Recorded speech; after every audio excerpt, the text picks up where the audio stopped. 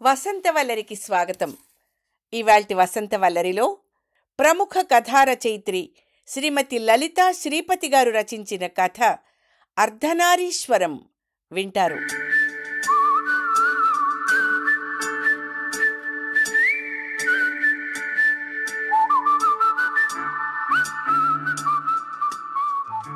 వదినా, విహాన్ని రేపు పెళ్లి కొడుకుని చేస్తున్నాం. పద్మ మాట పూర్తి కాకుండానే పొద్దునే వచ్చేస్తాలేమమ్మా, తల మీద నూనె పెట్టి హారతిస్తే స్నానం చేశాక పెళ్లి కొడుకుని చెయ్యాలిగా. హుషారుగా మాట్లాడుతున్న జయంతిని ఆపుతూ, అదే వదినా, నువ్వు హడావిడి పడి త్వరగా రావక్కర్లేదు, భోజనం టైంకి రా అని చెప్తున్నాను. ఠక్కున ఫోన్ పెట్టేసింది పద్మ. ఒక్కసారి ఒంట్లోంచి శక్తి లాగేసినట్టు ఫీల్ అయ్యింది జయంతి. అవును కదూ, నేనెందుకు తగుదునమ్మా అని ముందు వెళ్ళడం, ఇప్పుడు ముత్తైదువుని కాదుగా. ఇదే పద్మ కిందటేడాది కూతురు పెళ్లి చేసినప్పుడు ఎంత హడావిడి చేసిందని. పెళ్లి కూతురు చేయడానికి పొద్దునే వస్తానమ్మా అంటే ఒప్పుకోలేదు.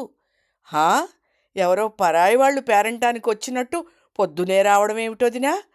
రాత్రికి నువ్వు అన్నయ్య వచ్చేయాలి, ఇక్కడే భోజనాలు చేసి పడుకుని పొద్దునే మన పనులన్నీ మొదలెట్టాలి అన్న పద్మేనా ఇప్పుడిలా అంటోంది. మా వదిన పెళ్లి కూతుర్ని చేస్తే వాళ్ళ సంసారం చల్లగా ఉంటుంది. మా ఇంట్లో అందరి పెళ్ళిళ్ళు శుభకార్యాలు ఆవిడ చేతి మీదే జరిగాయి అన్న ఆడపడుచు ఇప్పుడు పరోక్షంగా నువ్వు రాకపోయినా పర్వాలేదు అంటోందా. దుఃఖం ముంచుకొచ్చింది జయంతికి. ఎందుకండి నన్ను వదిలి వెళ్ళిపోయారు? మీరు పోయారన్న దిగులు కంటే నన్ను ఈ చిత్రహింసలు ఎక్కువ బాధ పెడుతున్నాయి. ఏడుస్తూ భర్త ఫోటో పట్టుకుని మంచం మీద వాలిపోయింది జయంతి. మూసిన కళ్ళలోంచి నీళ్లు కారుతున్నాయి. కళ్ళ వెనక జ్ఞాపకాలు పరిగెడుతున్నాయి.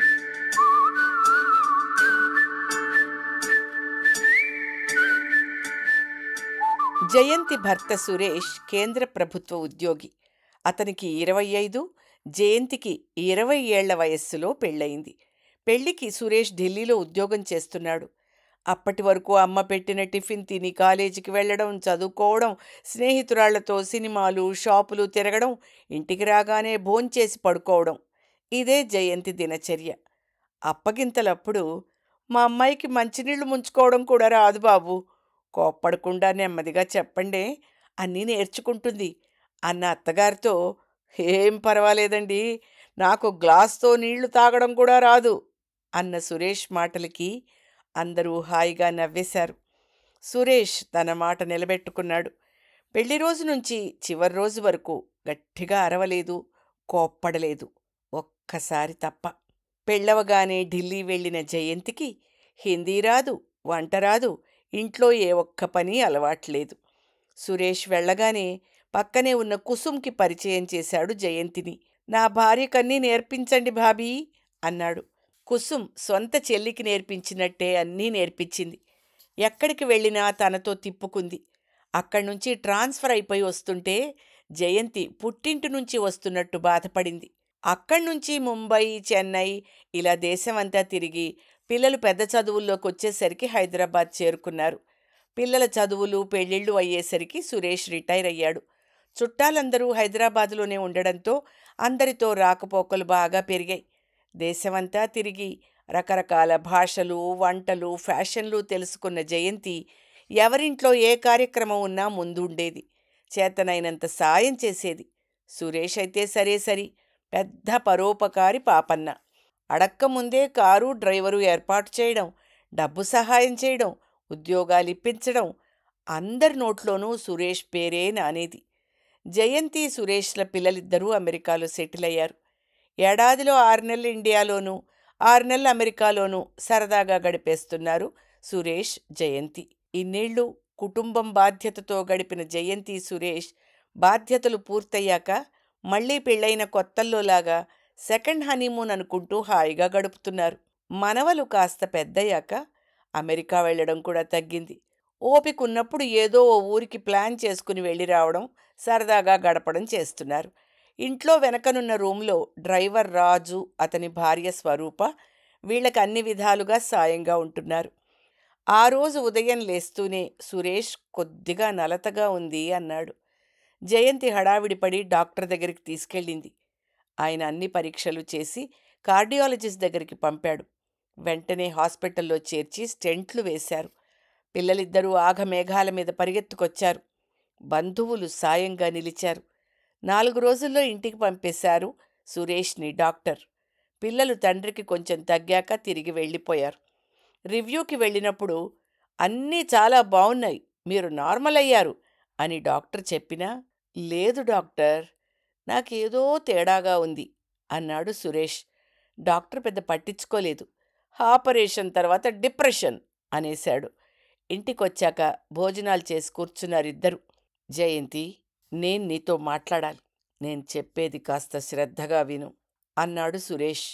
ఏవో 2-3 పుస్తకాలు తీశాడు. ఇవిగో, ఇవి మనిద్దరి పేరు మీద ఉన్న బ్యాంకు డిపాజిట్లు. ఆ రసీదులన్నీ బీరువాలో ఓ సంచిలో ఉన్నాయి.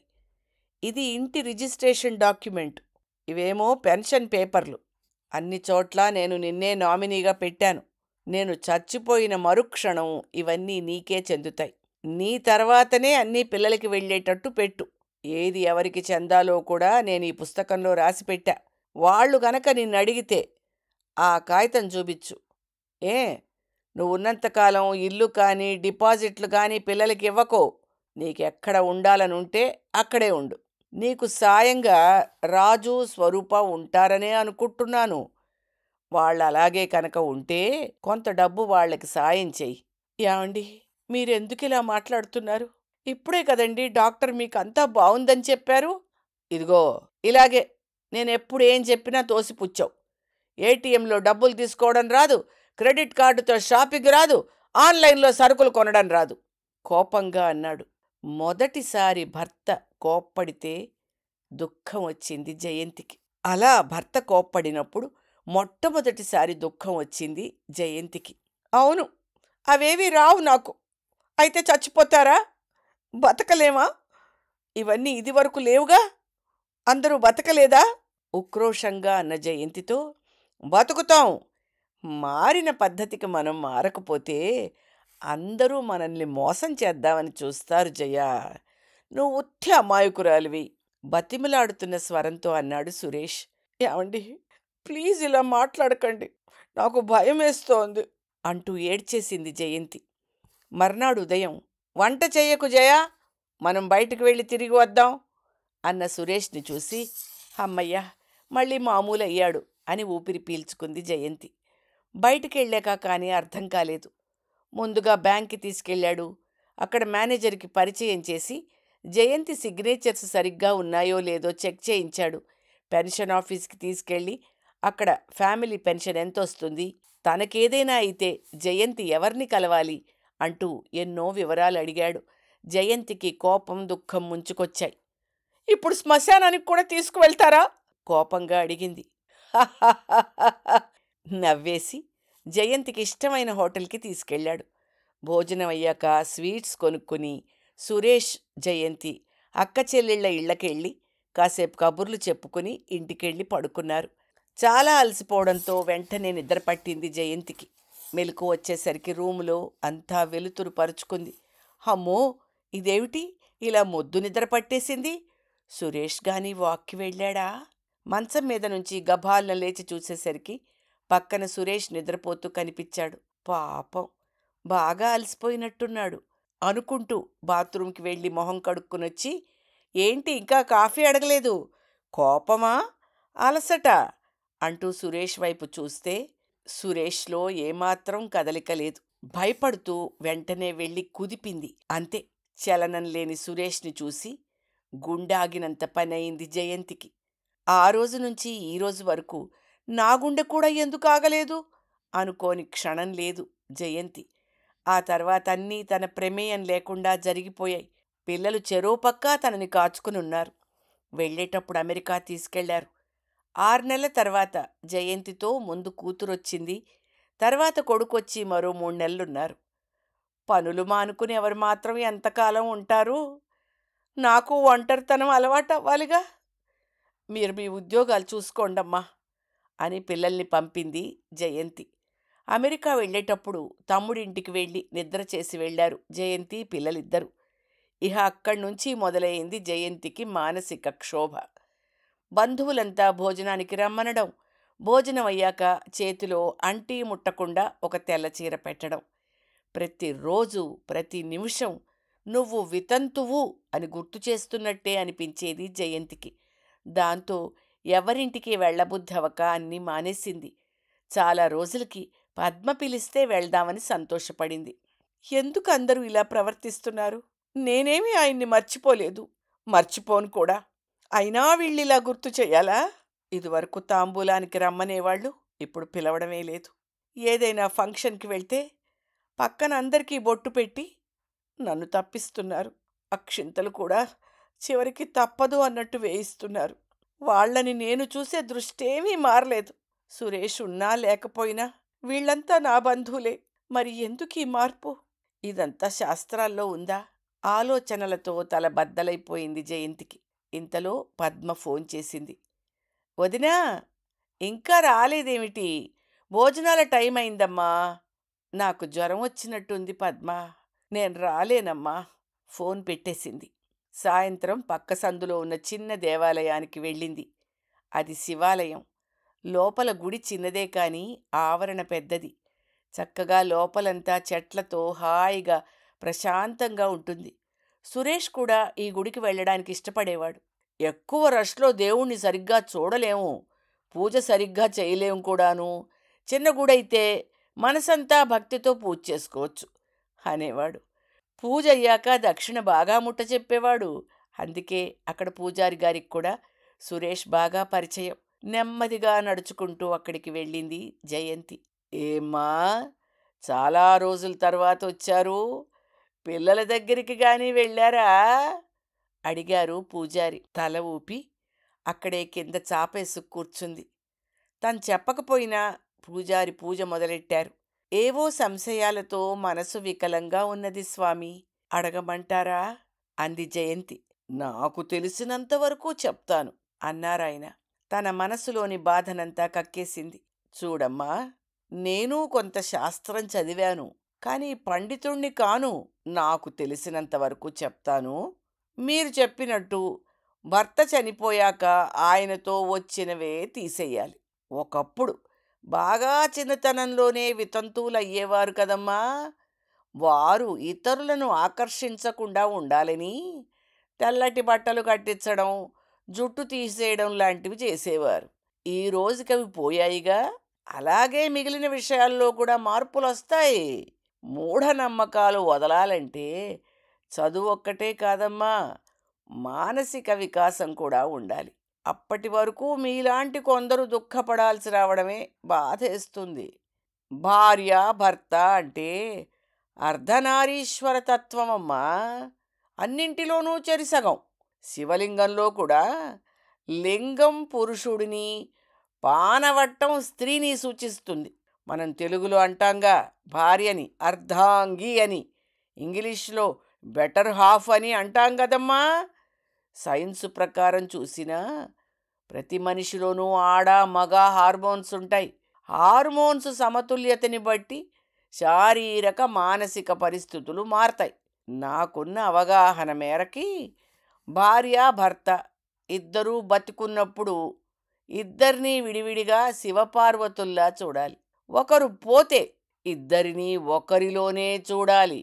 అంటే మీ వారిని మీలోనే చూడాలి.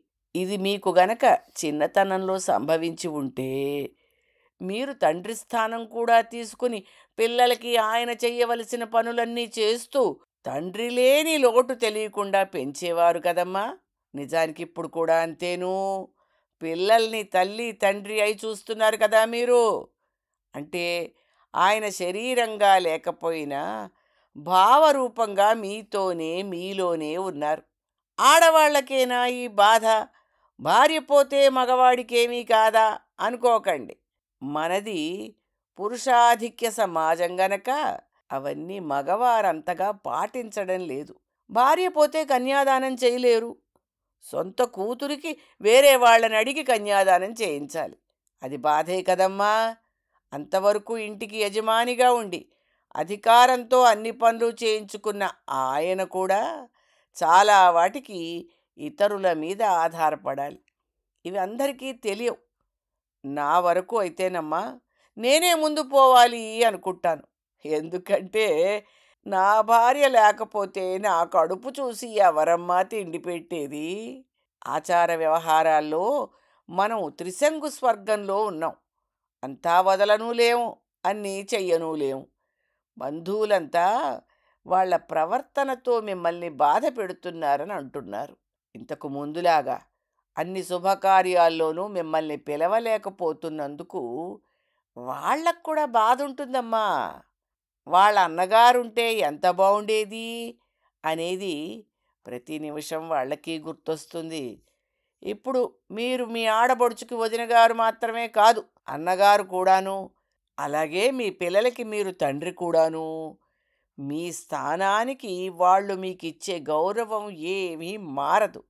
అందుకే మీరు మీ ఆయనుంటే వాళ్ళకేం చేస్తారో అన్నీ చెయ్యండి. ఇప్పుడు మీరు శివపార్వతుల నుంచి అర్ధనారీశ్వరుణ్ణి అయ్యాను అనుకోండి. అలా ఆయన వివరించి చెప్పాక శివలింగం వైపు చూసిన జయంతికి అక్కడ శివలింగం బదులు సురేష్ ముఖం కనిపించింది. నిజమే, పిల్లలు తండ్రి పోయాక బాధపడుతుంటే నాలోనే మీ నాన్నను చూసుకోండర్రా అన్నానుగా. ఆడబడుచుకి లేని అన్నగారెటూ లేడు, ఉన్న వదినని నేను కూడా ఎందుకు దూరం అవడం అనుకుని తేలికైన మనస్సుతో ఆయనకి నమస్కారం చేసి ఇంటికి వెళ్ళింది జయంతి. అమ్మో, బాగా చీకటి పడింది అనుకుంటూ వెళ్తే ఇంటి ముందు పద్మ వాళ్ళ కారు ఆగి ఉంది. ఎవరొచ్చారబ్బా అని చూసేసరికి పద్మ, ఆమె భర్త. ఎక్కడికెళ్ళా వదినా? కంగారుగా పద్మ పట్టేసుకుంది. ఆమె కళ్ళల్లో నీళ్లు. నాకు తెలుసు వదినా, నేను పొద్దున్నన్న మాటకి నీకు బాధ వేసి కదూ నువ్వు రాలేదు. వచ్చిన వాళ్ళంతా నిన్నేదో ఒకటి అంటారని, అది నీకు ఇంకా బాధ కలిగిస్తుందని అలా అన్నానమ్మా. ఆ మాటకి ఈయన విహాన్ నన్ను బాగా కోపడ్డారు. అన్నయ్య లేనేలేడు, నువ్వు కూడా రాకపోతే ఎలా వదినా ఏడ్చేసింది పద్మ. అమ్మా జయంతి, పద్మ తరఫున నేను క్షమాపణ చెప్తున్నాను. నువ్వొచ్చి పిల్లవాడిని ఆశీర్వదిస్తే మేము సురేష్ వచ్చినట్టే అనుకుంటాం. చేతులు జోడించి పద్మ భర్త అంటుంటే జయంతి అంది, అయ్యో, నాకేదో కాస్త మనసు బాగోక రాలేదన్నయ్య గారు. తప్పకుండా రేపు పెళ్ళికొచ్చి విహాన్ని ఆశీర్వదిస్తాను. పద్మ, ఇదిగో ఈ బట్టలు మీకోసం.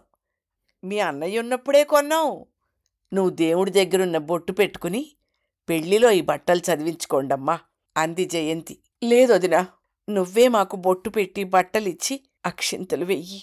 పద్మ మాటలకి జయంతి ఉలిక్కిపడింది. పద్మవైపు చూస్తే దేవుడి దగ్గరున్న కుంకుమరిని తీసుకువచ్చి జయంతి చేతికిస్తోంది. జయంతి చెయ్యి వణికింది. కుంకుమ చేతిలో తీసుకుంటుంటే గుళ్ళో పూజారి గారి మాటలు గుర్తుకొచ్చాయి. హిందూ సంప్రదాయం ప్రకారం బొట్టు అనేది ఆడ మగ తేడా లేకుండా అందరూ పెట్టుకోవాలి. భ్రూమధ్యంలో ఆజ్ఞాచక్రం ఉంటుంది. అది జ్ఞానస్థానం, జీవుడికి సంకేతం. మనిషి పూర్తి జ్ఞానాన్ని పొందితే పరమాత్మలో ఐక్యమవుతాడు. సహస్రారం పరమాత్మకి సంకేతం. నువ్వు బొట్టు పెట్టి ఆజ్ఞాచక్రాన్ని ప్రేరితం చేస్తుంటే త్వరగా నీకు జీవుడికి దేవుడికి తేడా లేదనే జ్ఞానం బోధపడుతుంది. అదే అద్వైతం, అర్ధనారీశ్వరతత్వం.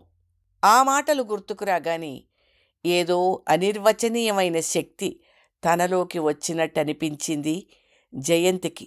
ప్రశాంతమైన మనస్సుతో పద్మ దంపతులకి కుంకుమ పెట్టి ఆశీర్వదించింది. వసంత వల్లరిలో ప్రముఖ కథా రచయిత్రి శ్రీమతి లలిత శ్రీపతి గారు రచించిన కథ అర్ధనారీశ్వరం విన్నారు. వసంత వల్లరిలో ఇవాల్టి కార్యక్రమం మీకు నచ్చిందని ఆశిస్తున్నాను. అందుకే లైక్ చేసి మీ మిత్రులకు బంధువులకు లింక్ను షేర్ చేసి మీ అమూల్యమైన అభిప్రాయాన్ని నాకు కామెంట్ బాక్స్లో తెలియచేయమని, వసంత వల్లరికి సబ్స్క్రైబ్ చేయమని విన్నవించుకుంటూ మీ వసంతలక్ష్మి అయ్యగారికి సెలవు మరి. Thank you.